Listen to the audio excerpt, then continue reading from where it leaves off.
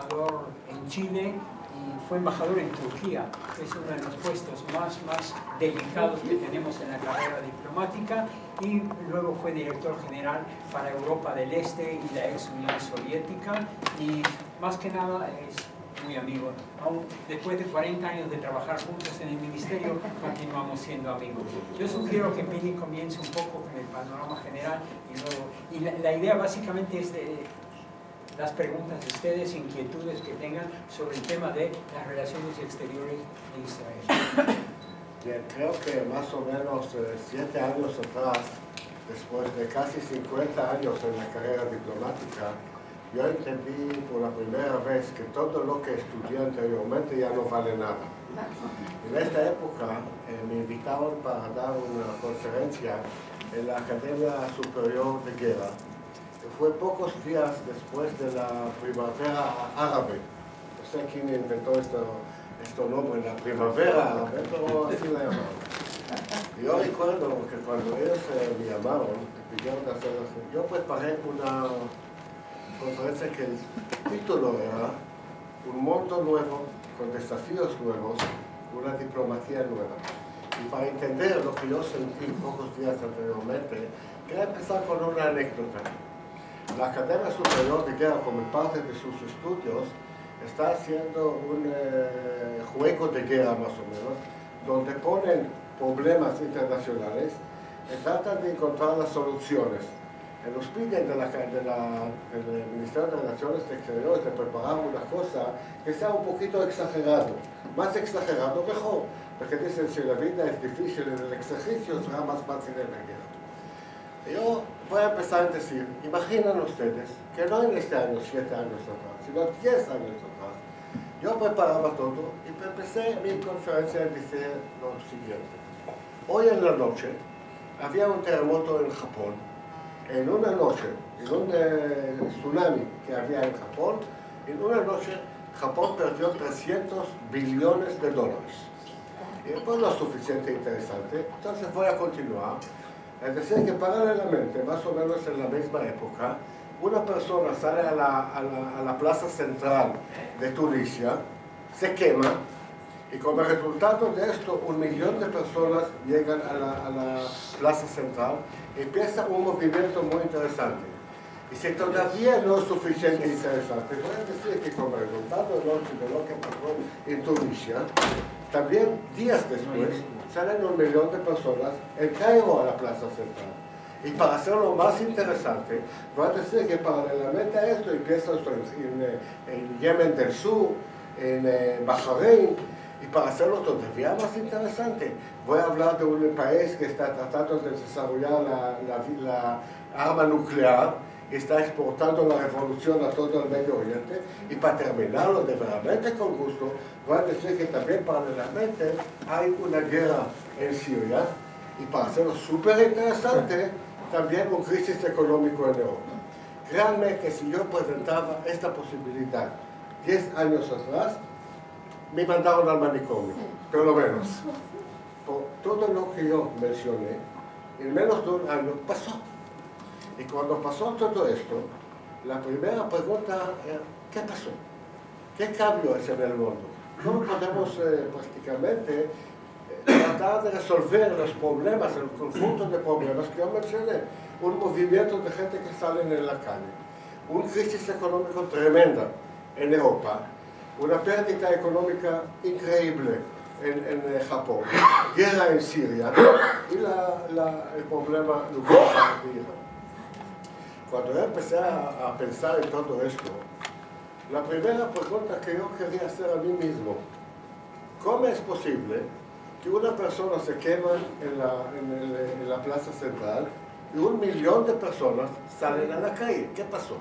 Porque realmente, si uno piensa en lo que pasó en la primavera árabe, no era un movimiento armado, no era una revolución de gente con la arma contra el ejército, no era tampoco un problema entre los países, era prácticamente un movimiento social que salió a la calle. Y yo me pregunté, ¿qué es la razón que 1 millón de personas salió a la calle?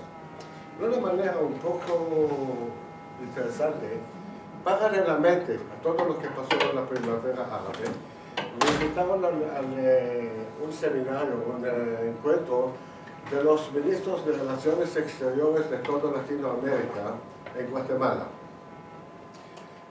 Yo, saliendo del Medio Oriente, en la época de la guerra en Siria, en la lucha contra Irán, cuando no tenemos todavía solución para el problema palestino, preparé un clase de respuestas a unas preguntas que ninguno me preguntó. Ya en el primer encuentro con la ministra de Relaciones Exteriores en esta época de Guatemala, cuando yo trataba de hablar de la situación en el Medio Oriente, ella me dijo, señora Vivi, nosotros conocemos muchos años, por favor, no es interesante. El problema de los palestinos es problema tuyo. La guerra en Siria es muy lejana de mí. Irán no está tratando de atacar a Latinoamérica. A ustedes, si realmente les interesa saber, y yo quiero darle la respuesta, ¿cómo es posible que ustedes, Israel, perdieron toda Latinoamérica, o la mayoría de los países de Latinoamérica, que eran los mejores amigos de Israel anteriormente? Hablo de Venezuela, hablo de Ecuador, hablo de Bolivia, etcétera, etcétera, incluso Brasil u otros países. Yo, en una manera un poco naif, tal vez, expliqué que bien, es un movimiento de la izquierda en Latinoamérica que influyó también en las relaciones con Israel. Dijo, no, señora, usted se equivoca completamente. Porque usted perdió Latinoamérica, porque ustedes olvidaron la razón que tenían tanta admiración. El problema mía no es los problemas de Medio Oriente. El problema mía, que si quiero ponerla en una palabra, es sostenibilidad. Los problemas de educación, de salud, de comida, de trabajo que no tenemos. Durante muchos años, Israel era el ejemplo del país que dio apoyo a todos los países latinoamericanos. Pasó que en el momento que cayó la cortina de hierro. Cortina de hierro, mirando hacia Centro Europa, ustedes se olvidaron de Latinoamérica. Bien, la verdad fue una lección muy importante, porque cuando yo pensé en lo que pasó en Tunisia, entendí por la primera vez que la razón que la gente salieron a la calle no es porque tenían piedad a una persona que salió y se quemó, porque el problema de sostenibilidad es el real problema que hoy maneja en una manera u otra toda la relación internacional. Y si ustedes entienden esto, van a entender que la inmigración del Medio Oriente a Europa, la inmigración de África a Europa, y todos los problemas que tenemos en el mundo salen del problema principal, que la gente busca la manera de vivir mejor y no ve la oportunidad. Es decir, utilizar armas cuando los conflictos no son entre países, sino entre países y sociedades, y con la influencia del cyber o la llamada de todo Facebook, etcétera, a la gente, se crea una revolución enorme en todo el mundo. Nosotros tenemos que pensar a partir de ahora, no entre conflictos entre estados, sino entre estados y sociedades. Y no en problemas locales, sino en problemas globales. Y la solución no puede ser local, la solución tiene que ser general. Si os quiero, solamente para dar un ejemplo, si uno quiere resolver el problema de la inmigración, no puede resolverla en Europa cuando llegaron, sino en África, de donde salieron. Y el juego de la relación internacional, entonces, de Israel misma, hoy, tiene que ser basada a este tipo de pensamiento. ¿Cómo podemos utilizar nuestra experiencia tan buena en resolver exactamente estos tipos de problemas para jugar un juego diferente, mucho mejor, en el campo internacional? Y si ustedes van a ver, yo no quiero entrar en detalles porque busco sus preguntas para entrar más en detalles después, y quiero decir, toda la diplomacia tiene que ser completamente nueva, porque los desafíos son nuevos, el mundo está nuevo, Israel puede en esto jugar un juego mejor.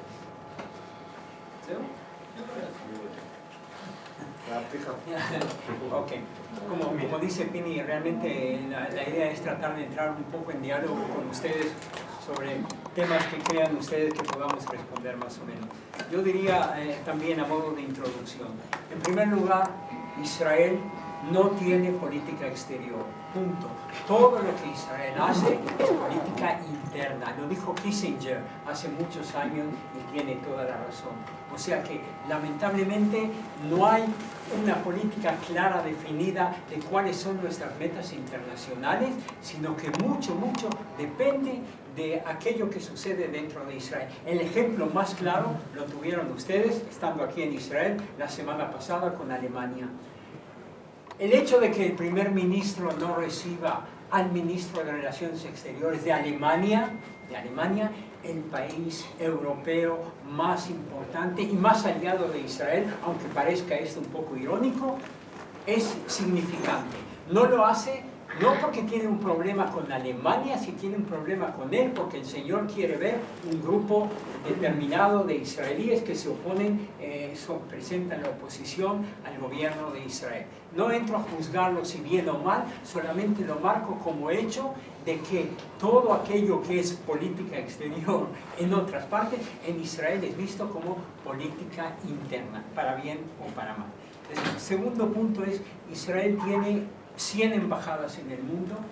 El Ministerio de Relaciones Exteriores son 900 personas en total.